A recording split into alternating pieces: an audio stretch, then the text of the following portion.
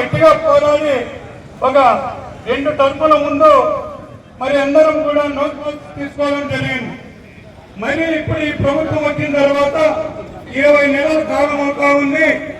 ఏ ఒక్క హామీ కూడా నెరవేర్చకపోగా కనీసం డిఏలు కూడా 4 పెండింగ్ పెట్టడం జరిగింది.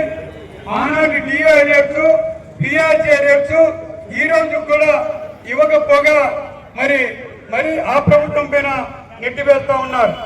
ఆ ప్రభుత్వం 24,000 కోట్లు బకాయి పెడితే ఈ ప్రభుత్వం 35,000 కోట్లు ఇప్పటికి బకాయిలు అయినాయి. మరి ఈరోజు ప్రభుత్వం 20 నెలల కాలంలో 30 నెలలు పిఆర్సీ సమయం దాటిపోయింది. ఈ 30 నెలలు మనకు రావాల్సినటువంటి అమౌంట్ కు మరి వడ్డీ పోతుంది. మరి ఎంతో మంది ఇబ్బంది పడే పరిస్థితి ఉంది. కేవలం ఉద్యోగంలో జీతం పైన ఆధారపడి బతికేటటువంటి ఉపాధ్యాయ వర్గం రిటైర్ అయ్యేలోపు 3 సెంట్లు ఇల్లు కట్టుకునే పరిస్థితి మనది.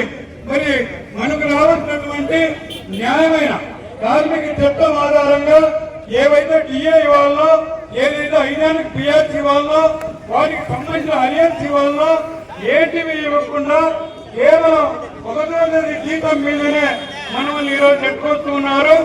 1వ తేదీ జీతం తప్ప రాబోయే కాలంలో పిఆర్సీలు కానీ డిఏలు కానీ ఇచ్చే పరిస్థితి లేదనేందుకు మనకు చూపిస్తున్నారు. ఈ ప్రభుత్వం ఏర్పడిన కొత్తలోనే ఆర్థిక శాఖ మంత్రులు ఒక మాట అన్నారు, మన నాయకులు జరిగితే సెలవు పెట్టుకుంటే సరిపోతుంది కదా, ప్రభుత్వం ఇబ్బందుల్లో ఉంది, ఆర్థిక బకాయిలు ఇవ్వలేమని. 3 సంవత్సరాల కాలం అవుతా ఉంది, ఈఎంసీ ఇవ్వలేని పరిస్థితి ఈ ప్రభుత్వానికి ఉంది.